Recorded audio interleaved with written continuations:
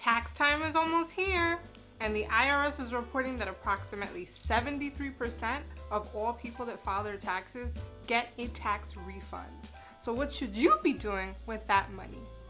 Hey guys, my name is Jackie from the Financial Literacy Tribe, and I'm coming at you with a brand new video. Today we are talking about tax time, which is not one of my favorite times in particular, because in general I tend to not usually get a refund. I usually end up owing, but as mentioned, statistically speaking, the IRS says that the majority of Americans actually end up getting some portion back in terms of a tax refund. So if you're in that lucky 73%, what should you be doing with your money? That's what we're going to be talking about today. So the first thing that I want to mention about a tax refund check in general is two main points. And the first one is that obviously, given everything that is going on currently in the world, if you are in a position where you're in dire straits and you're behind on your bills and you're having a hard time making it by because you've lost your job or gotten sick or whatever, then definitely feel free to just ignore the rest of the advice in this video and definitely use that money to try to get yourself into a better position, whether that means paying off bills that are very much behind or catching up in some way financially. Whatever it is that you need to do to take care of your family, you do you, boo. You do you. The second thing that I wanted to bring up is that if you're the type of person who gets a tax refund every single year and it's a substantial amount, like I know some people that they get like hundreds upon hundreds of dollars or even thousands of dollars every single year, you're doing it wrong. The reason that I say that is that that may be a very good indication that you are actually overpaying on your taxes. You know, we all of us that work anyway, if you get a paycheck from a job, the government takes out their portion of it. And most people don't realize this, but the amount that the government takes out for both federal and state taxes, that's adjustable. You can actually adjust that number. So if you're getting a very large refund check every single year, you are definitely overpaying on your taxes. I would highly recommend getting in touch with your human resources department at your job and asking them for a W-4 form and just changing the exemptions in there.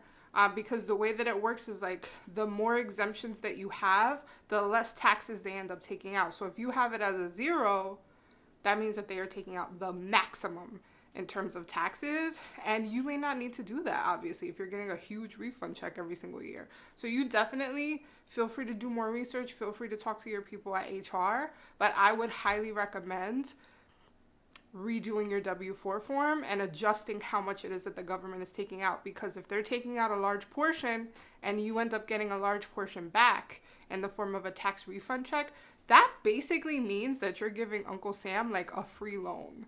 Like you're loaning the government money and you don't get any interest, but they get to hold on to your money until you file that return.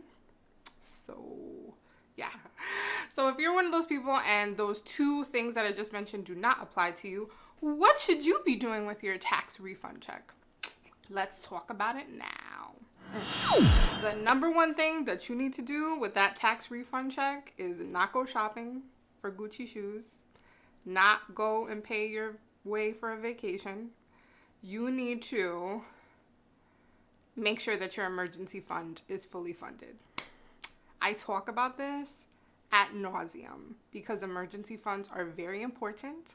I feel like this year specifically, 2020 has proved that crazy stuff can happen and you just never know. You just never know what can happen. I feel like we all of us can very comfortably, after having lived through 2020, can say that you just do not know what the heck can happen at any given moment in time. So given that fact, I feel like we should all be using any spare money that we can get to make sure that we have a well-funded emergency fund.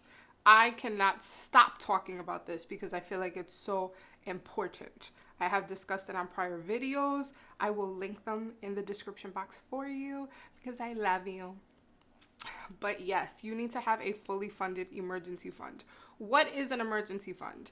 If, God forbid, you were to lose your job or get very sick or have some sort of a freakish, crazy accident happen, you do not have to live off of credit cards. You do not have to ask people for money or get a payday loan or whatever. You, if you have an emergency fund, are able to just pull from that and you can fund any type of emergency. Hopefully it doesn't happen to you, but if it does, you're good financially.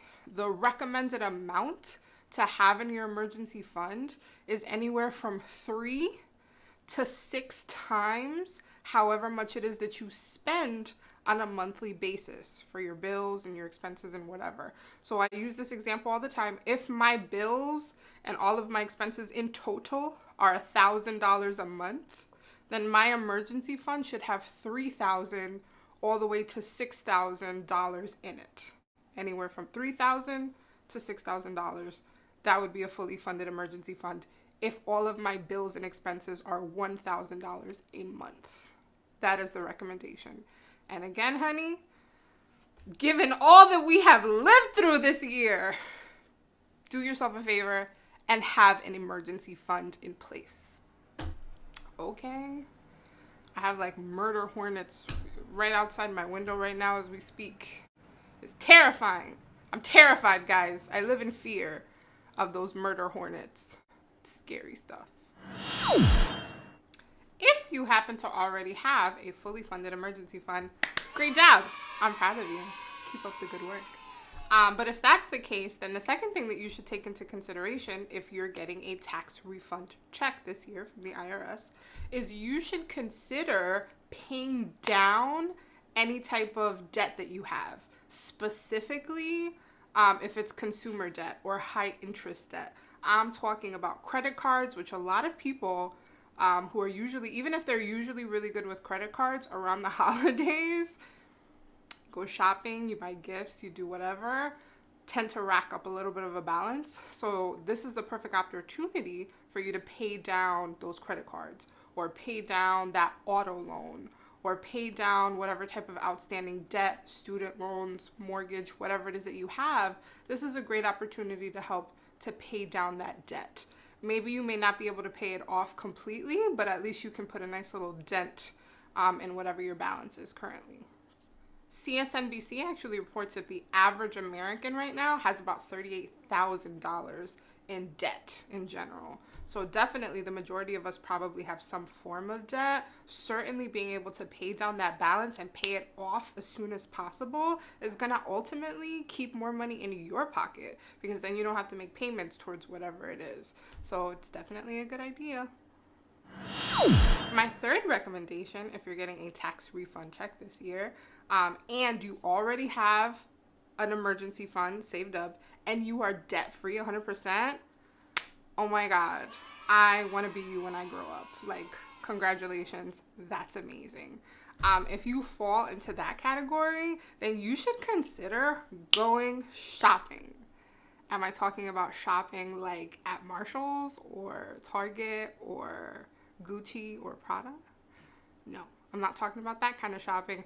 I'm talking about you should consider stocking up on a few well-diversified index funds or mutual funds. You should go shopping within the stock market, okay? The main takeaway point for this one isn't necessarily like, okay, it's not going to be life-changing if you stock up on a bunch of index funds with your tax return check this year, but definitely getting into the habit of using any spare money that you get from tax returns, from bonuses at work, raise, when you get a raise at work, any spare money that you may run into, and using that money to cushion your investments are going to have a huge impact. So just see if you can get into the habit of doing that anytime you get spare money, instead of using it on going out to eat or buying a blouse or something that, you know, is maybe not going to have as much impact in your life. Definitely using that money to really cushion your portfolio is going to go a long way. So you may want to consider doing that. And that's going to do it for me today, guys. I hope you enjoyed this video and you found it to be helpful. definitely, if you did, be sure to hit that like button and be sure to subscribe if you have not already subscribed to my channel. I would love to have you as part of my family. Definitely feel free to check out my blog where I have additional content similar to what it is that you are seeing here. And you can see that at focusedfrugalfab.com. And I will see you guys on the next one. Bye!